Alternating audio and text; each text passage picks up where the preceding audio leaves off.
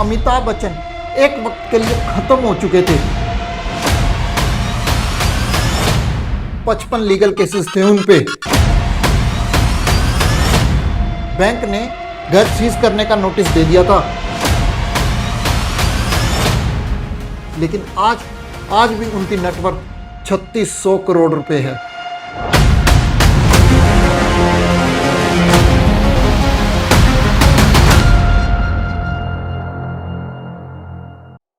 Imagine कीजिए, आप India के सबसे बड़े सुपरस्टार हैं, लोग आपको भगवान मानते हैं, लेकिन एक रात आपके घर के बाहर खड़े होकर लोग आपको ही गालियां दे रहे हैं। लेकिन क्यों?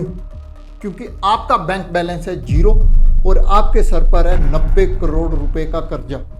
1999 में अमिताभ बच्चन एक वक्त के लिए खत्म हो चुके थे।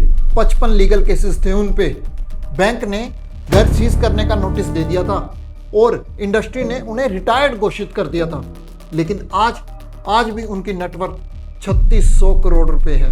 आज हम डिकोड करेंगे वो सीक्रेट AAA अलायंस और क्रिप्टो जैकपॉट जिसने बिग बी को फिर से राजा बना दिया।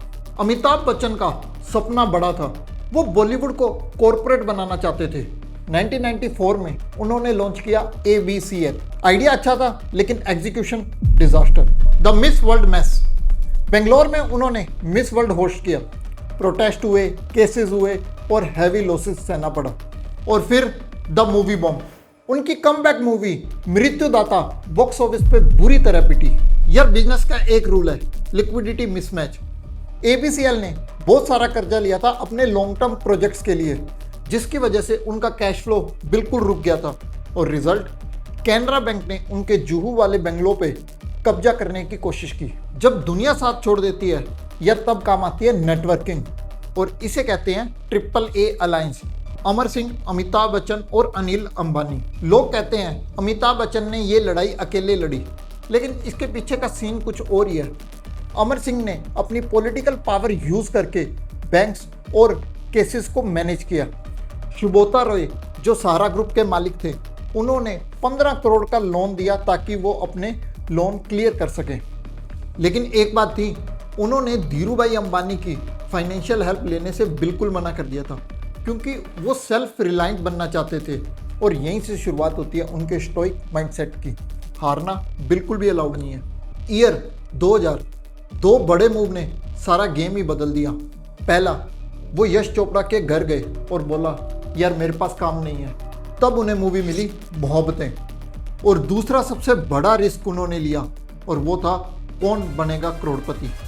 उस वक्त सब बोल रहे थे एक सुपरस्टार टीवी शो होस्ट करेगा तो इसका करियर ही खत्म हो जाएगा।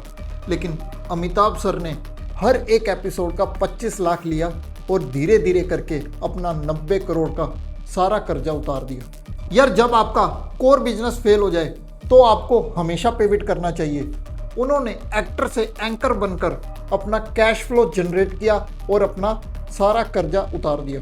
कर्जा खत्म होने के बाद उन्होंने अपनी पुरानी गलती दोबारा नहीं दोहराई। उन्होंने मेहनत कम और कैपिटल इन्वेस्टमेंट ज़्यादा की। पहली इन्वेस्टमेंट जस्ट डायल में।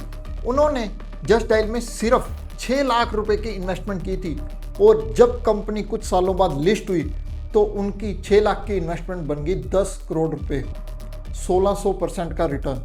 दूसरा, क्रिप्टो जैकपॉट। यार उन्होंने सिंगापुर बेस्ड एक कंपनी जीडू में अपनी इन्वेस्टमेंट की। 2017 में जब क्रिप्टो बूम आया तो उनका $2.5 लाख का इन्वेस्टमेंट $17 मिलियन का हो गया था। आज बच्चन परिवार का सबसे बड़ा इन्वेस्टमेंट उनका रियल एस्टेट पोर्टफोलियो है। अयोध्या 2024 में 14 करोड़ का प्लॉट लिया।